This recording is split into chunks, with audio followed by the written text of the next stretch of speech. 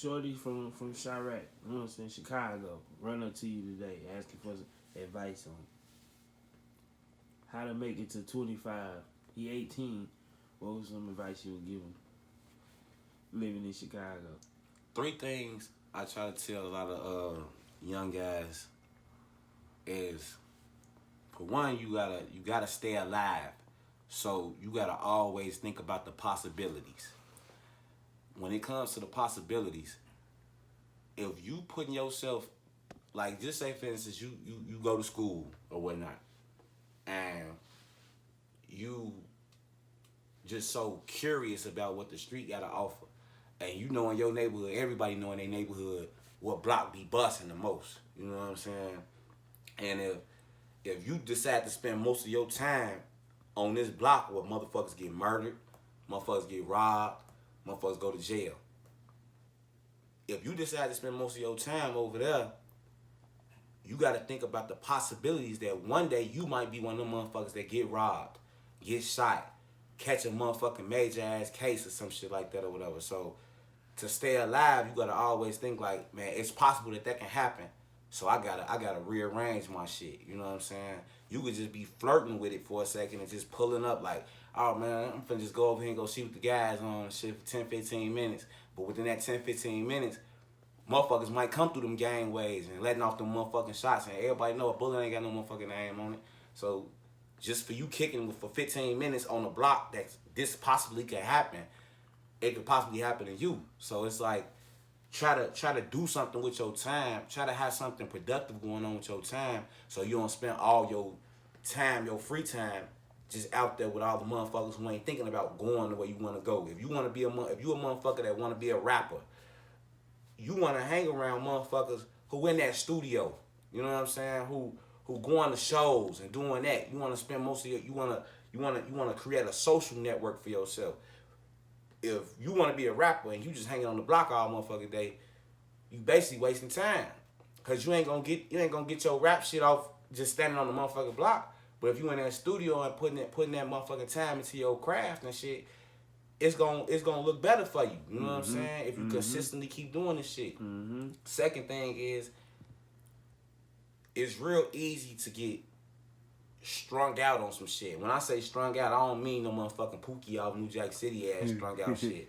But I'm talking about like with the pills and the drink and the alcohol and all that shit, you know what I'm saying? The perks and all that other shit. That shit alters the thinking and alters the mind, you know what I'm saying? And it'll have you at a point where somebody been there pissed you off, and you off that motherfucking drug, you gonna dive right in. Because the motherfucking drug got your brain on this, you know what I'm saying? Yeah. But if you a sober motherfucker, you can at least do another thing that I teach my shorties is think twice and act once. You know what I'm saying? Think what could possibly happen if you do blow this motherfucker down in this gas station and shit. So there's cameras around this motherfucker, you know what I'm saying? Your ass, they come see you and shit, you ain't got no mask and all that shit, and they go up like that, somebody try to get down on you, and you off that shit. You ain't even gonna be thinking. All you gonna be thinking is shit, let's get it on. You know what I'm saying? Before you know it, they come knocking on your motherfucking door. Or then came and hollered at your mama, or came and hollered at your peoples and shit. And like, man, where the fuck you at? You know what I'm saying? So think twice, act once. You know what I'm saying? Always keep your shit on point. Try not to be so motherfucking fucked up off the drugs so much and shit, so you can at least think straight when you going through situations and shit. And then as far as staying free, you can't win and you can't live a productive motherfucking life if you out here taking goofy ass risks and shit. You know what I'm saying? You knowing that you ain't a motherfucker like cause I mean a lot of motherfuckers like say this shit, but to me that's thinking smart. When you a young motherfucker, you hit a certain motherfucking age and you ain't got no motherfucking background, and you can go apply to get your motherfucking seal to carry and shit. So if you smoke a motherfucker and shit like that or whatever, they already know, you know them motherfucking certain laws when it comes to getting certified to carry this motherfucker. But if you a motherfucker just like, fuck it, I'ma just give me a blick, or you find a motherfucker to sell you a blick, you get caught with that blick, that's a flag on your motherfucking name if the motherfucking judge feel like, you know what I'm saying, oh, he had the gun, he ain't registered to have no motherfucking gun, so, you know, he he basically just sent himself off and shit. You know what I'm saying? Once you get that flag on your motherfucking name, it's certain shit you can't do. Once you become a felon, it's certain motherfucking shit that once you start realizing and start thinking like, okay, man, I want to be a barber. You can't get certain licenses and shit if you got a certain type of case. You can't work at a school. You can't present yourself to this group of people who got the keys to open this door to the next thing you want to get involved in and shit because you just sent yourself off at an early motherfucking age. So I tell a lot of motherfuckers, a lot of young motherfuckers that's from Chicago and shit, like, be your own man. If you know you ain't no killer and you know you ain't no motherfucking drug dealer and shit, find what fits you. Don't look at the next man and shit and be like, oh, I see how he doing it and it's going good for him and you feel like you could walk in his motherfucking shoes. No, that's his motherfucking life. Be your own motherfucking man. Do what fits your motherfucking self. If you don't, then shit, you will end up in some fucked up situations trying to live another motherfucking life. So I keep it real with my shorties and shit. Like I can remember being like on Oglesby, on 85th and Oglesby and shit, when motherfuckers used to hang out and shit. Well, I sat down with a group of motherfuckers with some young niggas who just got they got their feet wet, you know what I'm saying, playing around in what the street got to bring and shit, and telling them like, if y'all don't move accordingly, if you don't move with them 5 P's, proper preparation prevents poor performance, in the next few years, a lot of y'all finna die. A lot of y'all gonna be catching some cases and shit that might sit y'all ass down for like 10, 15 motherfucking years because that's what the street bring. You know what I'm saying? When you out there, and it's like ain't no rules in the crowd that don't play fair, and ain't no such thing as rules in a game with no rules. So anything goes. You know what I'm saying? You ain't like we ain't special. If you in the mix of that shit, any of that shit that happened to anybody before you, it can happen to your ass. So think smart, G. Find some shit to be involved in besides the norm of what it is to grow up in Chicago or, either flip some coke or get a D-line going and shit just because you making $20,000, $30,000 a motherfucking day and shit. Don't get appeased off that shit. If you gonna be a motherfucker that's gonna get in it for a purpose, like if you making 20, 30, 40,000 or whatever a week, whatever, daily, whatever, at least make sure that you doing this for a moment and stack that bread up and go to somebody. If you feel like you ain't got it in your mind, go to somebody who own a barbershop or a car wash or a motherfucking studio and ask them, hey man, how did you get this shit set up? Where should I place my chips? Like who should I talk to? What type of apps should I be filling out to get certified in this? What can I take 20,000 and shit like that or whatever and buy some of the nicest motherfucking rap equipment and and set it up inside of my crib and shit and charge motherfuckers $30, $40 an hour just to come in there and spit they shit. If you got that quality motherfucking tune, then shit, motherfuckers gonna bump your shit if you market yourself right. If you gonna be a motherfucking rapper and shit like that or whatever, or if you gonna be a motherfucker that's just all into investing, you gotta be able to take them motherfucking chips and put them motherfuckers, line your ducks up the right motherfucking way so you can open up more opportunities for yourself.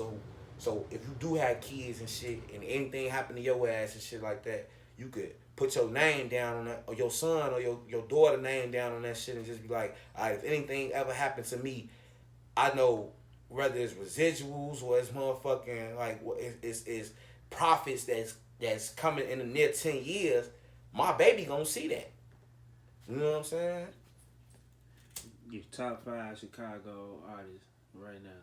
Top 5 Chicago artists that I fuck with. Over, like, all the history, though. Not just right now, because that's easy. Okay. For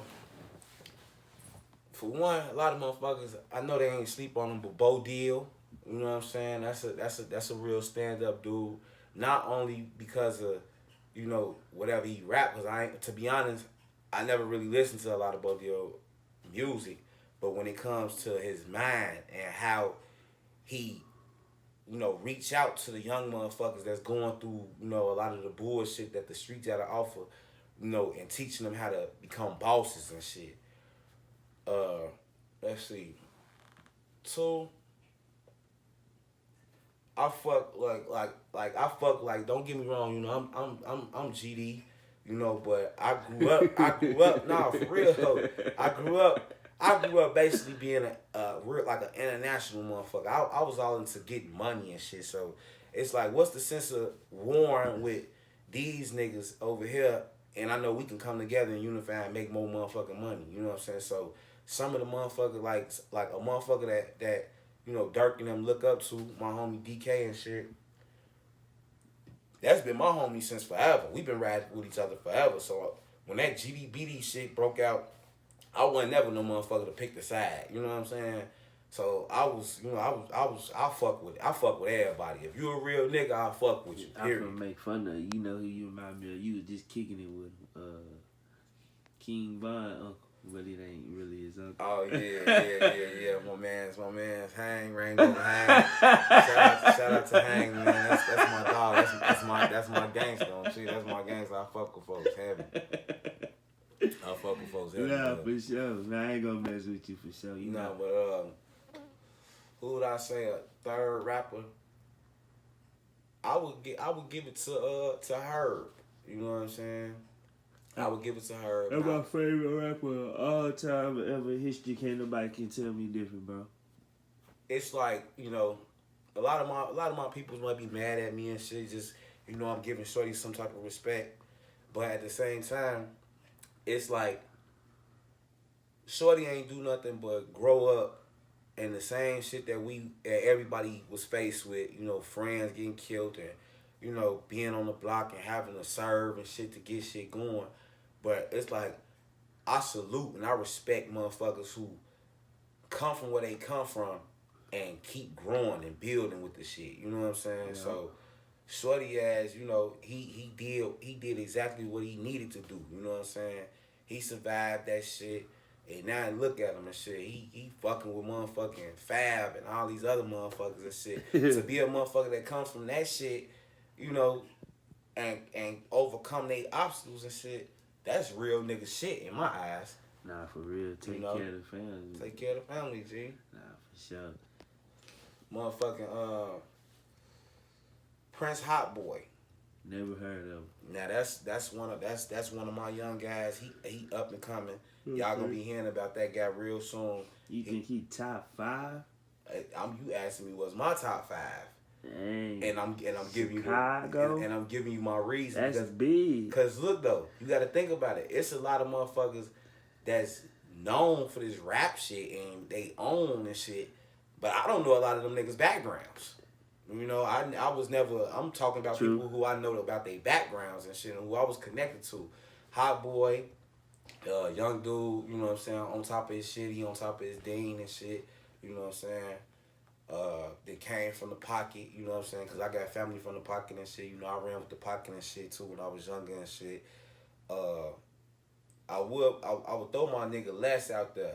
I'm gonna throw him and Les kind of like in the same kind of like with that in that top 5, because Les was a real street motherfucker and Les was a real nigga, you know what I'm saying? But, you know, a lot of shit that go on in that city, you get caught up in some shit, you know what I'm saying? And, you know, you just got to pay the piper and shit when it comes to, you know, what go on. But let me see, number 5, let me think. I got to think hard about this because I only got 5 slots, so I got to throw it. Now, you talking about, like, motherfuckers who famous right now? Or top 5 Chicago artists of all time, man. Okay. Let me see.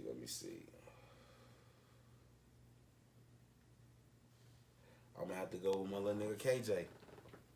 Boss KJ. Y'all follow him on IG and shit. Boss KJ. Shorty ass, young No Limit member and shit from the Medina and shit, one of the stars and shit, on top of his shit, trying to get his name. You put 2 of your young bulls top 5 Chicago artists. Remember that now. That's big. Hey, and guess what? And I expect a lot out of my little niggas. I expect a lot of my young bulls because I know where they mind at and I know where they trying to go. You know, so. You know where they going. Yeah, I know where they headed to. Yes, sir. You mentor a lot of youngsters?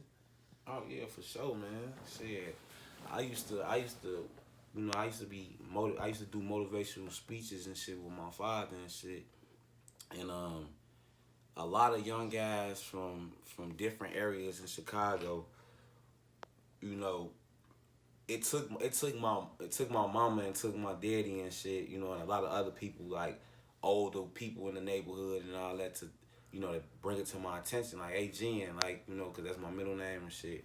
They like, hey, a lot of these young guys, they look up to you. They see what you do and everything, where they see how you move. So a lot of young guys, I didn't have young dudes who was ready to just send themselves out because their brother just got killed. And how I look at it, it's like everything happened for a reason.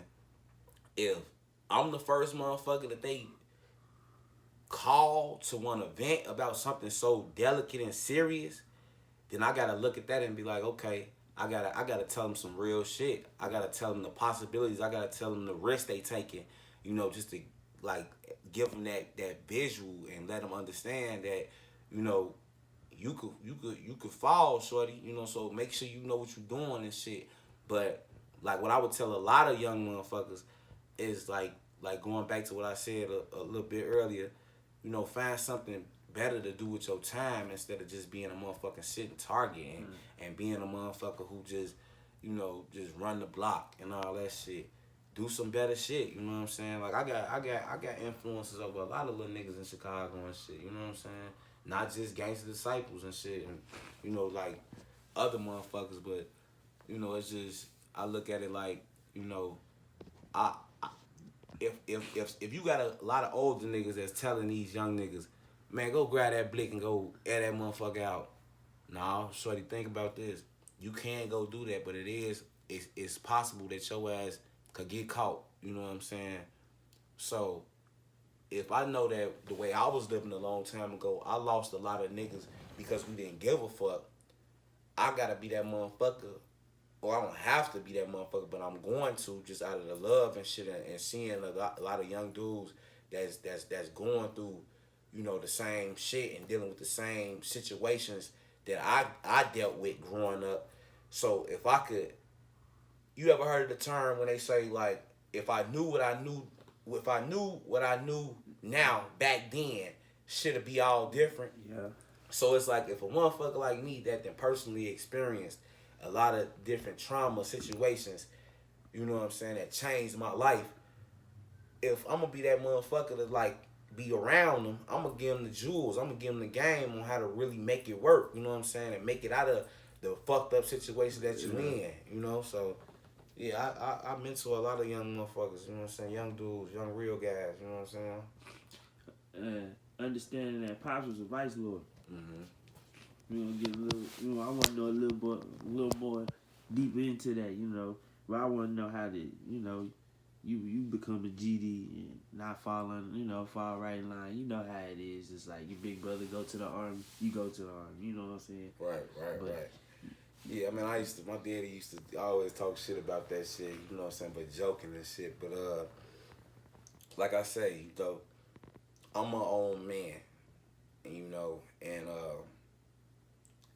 when I was a young dude, a lot of older guys that I looked up to, they was GDs. You know what I'm saying? I grew up in a neighborhood where it was predominantly black stones. You know what I'm saying? But I just knew I was gonna be something different. I just knew I'm like, nah, I ain't gonna be the norm. I ain't gonna be what everybody becoming. Just because everybody over here becoming a stone, I ain't gonna be no stone. You know what I'm saying? And just spending a lot of time with my big cousins and them and shit. You know what I'm saying? That's under the 7414 Act. I grasped a lot of different knowledge that comes with the shit. Like follow your 3 L's, look, listen, and learn. Shit that made a lot of sense to me. So I know as far as Pops being a vice lord, I wasn't really like fantasized off what it was to be a vice lord because I didn't grow up around vice lords, so I didn't have a real strong network with the vice lords. You know what I'm saying? Right. So like shit at the age of 12 or 11, I could think shit when you had the big folks pull up. You know what I'm saying?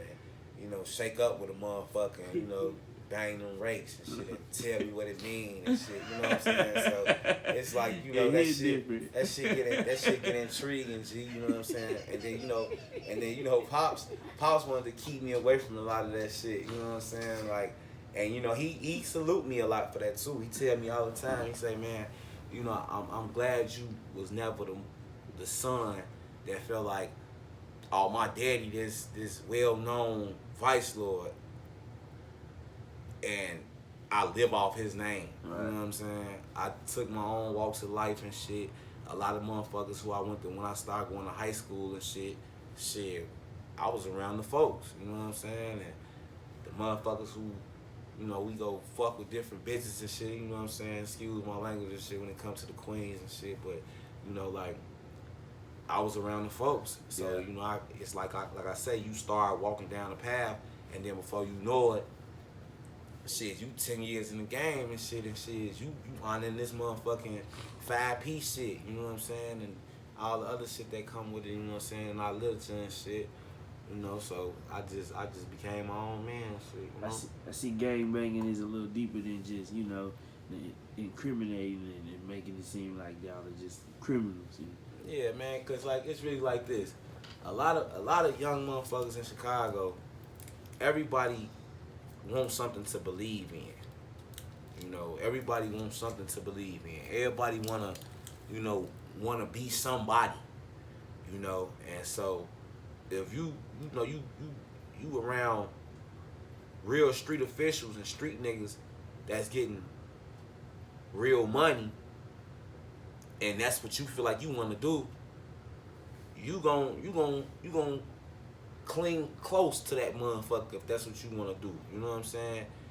Cause you'll be thinking to yourself like, shit, I know I ain't gonna. A lot of people in Chicago, just like so influenced on what's going on that they don't think as far like I could possibly be a doctor or a lawyer and shit.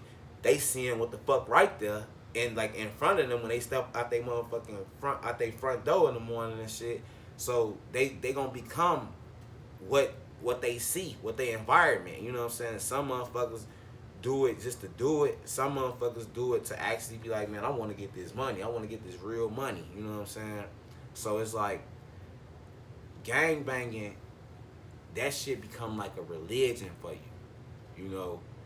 And like rest in peace to my big homie Frog and shit. A lot of his teachings was teachings that my father instilled in him being a young dude, you know what I'm saying? Because he was a vice lord. Mm-hmm. But Frog was renegade, you know what I'm saying? So once I understood what the fuck renegade really meant, that's when I became a renegade gangster, you know what I'm saying? And it's like, that's who I looked up to. I just remember when Frog we'd be in traffic and his ass would see somebody in the old school and they could have just bought that motherfucker, just got that bitch painted and all this. Frog would chase their ass down in traffic and be like, hey, let me buy that motherfucker right now. You can pull over here on 84th and Paxton, and he up in the rolls and buying motherfuckers out of their project that they done put together for damn near 10 years. Yeah. Then